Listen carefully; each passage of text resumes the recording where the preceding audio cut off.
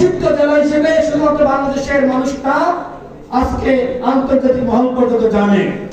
এই জেলার আম আজকে পৃথিবীর বিভিন্ন দেশে পাঠানো হয়, রপ্তানি করা হয়, যে কারণে বাংলাদেশের রেমিটেন্স বাড়ছে এবং বাংলাদেশ এগিয়ে যাচ্ছে।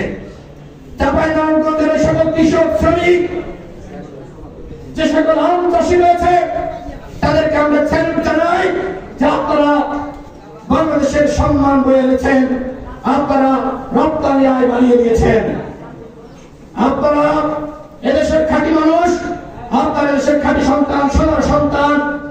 এই উত্তরবঙ্গ থেকে গণতন্ত্র প্রতিষ্ঠান লড়াই আমাদেরকে শুরু করতে হবে। শুধুমাত্র ছাত্ররা আন্দোলন করলে হবে না, শুধুমাত্র যুবকরা আন্দোলন করলে হবে না, শুধুমাত্র রাজনৈতিক দল আন্দোলন করলে হবে না।